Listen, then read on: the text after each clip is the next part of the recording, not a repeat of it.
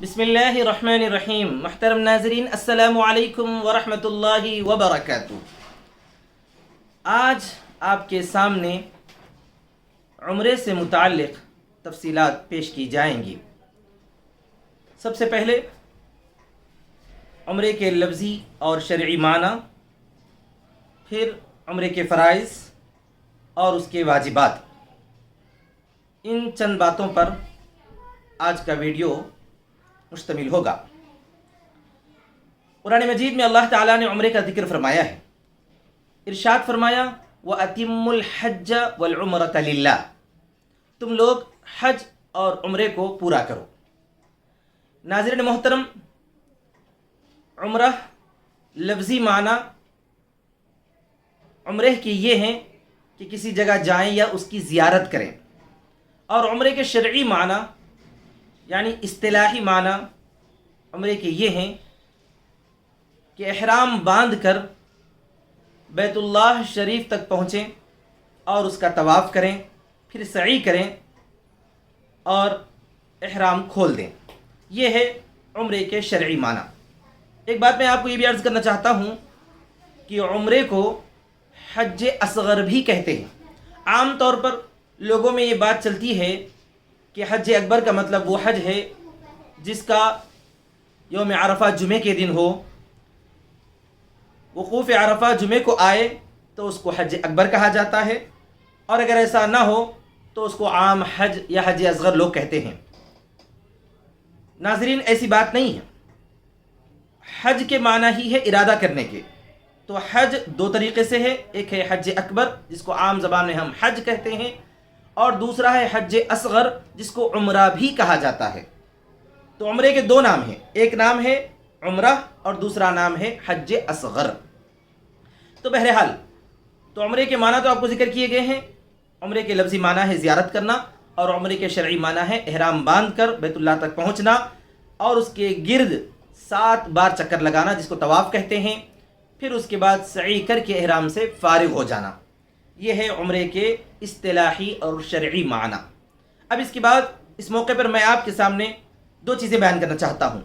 Number 1 عمرے کے فرائض، اور نمبر 2 عمرے کے واجبات. عمرے کے فرائض بہت زیادہ نہیں ہیں، صرف عمرے کے 2 فرض ہیں. اس کو ذہن نشین کر لیں، عمرے کے صرف 2 فرض ہیں. نمبر 1 احرام باندھنا. احرام باندھنا کسے کہتے ہیں؟ احرام مردوں کا الگ ہے، عورتوں کا الگ ہے. احرام کا مطلب سنتے ہی ہمارے ذہنوں میں احرام کی 2 چادریں آ جاتی ہیں. ناظرین محترم، احرام چادروں کا نام نہیں ہے، وہ احرام کی چادریں ہیں یا احرام کا لباس ہے. احرام اس حالت کو کہا جاتا ہے جس حالت میں زائر یعنی عمرہ کرنے والا یا حج کرنے والا جس حالت میں رہتا ہے اس حالت کا نام احرام ہے. تو احرام باندھنے کا مطلب یہ ہے کہ مرد احباب 2 چادریں زیب تن کر لیں یعنی اوڑھ لیں جو سلی ہوئی نہ ہوں. ایک اوپر ہوگی اور جو دوسری چادر ہوگی وہ تہبند ہوگی. اور عورتوں کے لیے وہی کپڑے جو عام طور پر نارمل کپڑے ہوتے ہیں، انہی کپڑوں میں ان کو رہنا ہے، اور اس کی کچھ پابندیاں ہیں جن کا ذکر بعد میں آئے گا. تو جیسے ہی احرام کی چادریں ہم اوڑھ لیں گے، اس کے بعد نیت کر کے تلبیہ پڑھ لینا ہے تو احرام کی حالت شروع ہو جاتی ہے. تو سب سے پہلا فرض ہے احرام باندھنا یا احرام کی حالت کا شروع کرنا. یہ ہے پہلا فرض. دوسرا فرض ہے کعبۃ اللہ کا طواف کرنا. طواف کا مطلب یہ ہے کہ حجر اسود کا استلام کر کے، استلام کا مطلب حجر اسود کی طرف اشارہ کرنا. بوسہ لینا یا چھونا ذرا مشکل ہے، تو کم از کم حجر اسود کا استلام کر کے یعنی دونوں ہاتھوں سے اشارہ کر کے اپنے ہونٹوں کو انگلیاں لگا کر پھر وہاں سے جو ہے 7 چکر بیت اللہ کے گرد گھومنا، اسے طواف کہتے ہیں. تو یہ عمرے کا دوسرا فرض ہے. پہلا فرض کیا ہوا؟ احرام باندھنا. دوسرا فرض ہوا طواف کرنا. یہ دونوں فرائض ہیں. اور یہ بات ذہن نشین رہے کہ اگر فرض ایک بھی چھوٹ جائے گا تو وہ عمل نہیں ہوگا. اگر عمرے میں ان دونوں میں سے کوئی ایک عمل چھوٹ جائے تو عمرہ ادا نہیں ہوگا. اس کے بعد عمرے کے 2 واجبات ہیں. ان واجبات کو بھی آپ ذہن نشین کر لیں. پہلا واجب ہے سعی کرنا. سعی کرنے کا مطلب یہ ہے کہ صفا اور مروہ جو دونوں پہاڑیاں ہیں، بس اب تو نشان رہ گئی ہیں، پہاڑیوں کی نشانات ہیں صرف، ان پہاڑیوں کے درمیان چکر لگانا. وہاں پر جو ہے صفا سے نکل کر مروہ تک پہنچے تو ایک چکر ہوتا ہے، پھر مروہ سے صفا تک پہنچے تو دوسرا ہوتا ہے. اس کو سعی کہتے ہیں. سعی کے اصل معنی ہے دوڑنا. یہاں پر دوڑنا نہیں ہے، میلین اصغرین کے پاس تھوڑا سا جو ہے تیز چلنا ہوتا ہے، بقیہ تو نارمل حالت میں ہی چلنا ہے. تو سعی کرنا یہ پہلا واجب ہے. اور دوسرا واجب ہے حلق یا قصر کرانا. حلق کا مطلب ہوتا ہے سر منڈوانا، جو مردوں کے لیے ہے، اور قصر کا مطلب یہ ہے کہ بال چھوٹے کرنا. یہ مرد بھی کر سکتے ہیں، اجازت ہے، اور عورتوں کے لیے تو قصر ہی کرنا ہے. اور وہ قصر کتنا ہوگا؟ بالوں کا کم از کم چوتھائی بالوں کا حصہ جو ہے سمجھ لیجئے انگلیوں کے پوروں تک یا 1 انچ کے قریب تک جو ہے کترنا.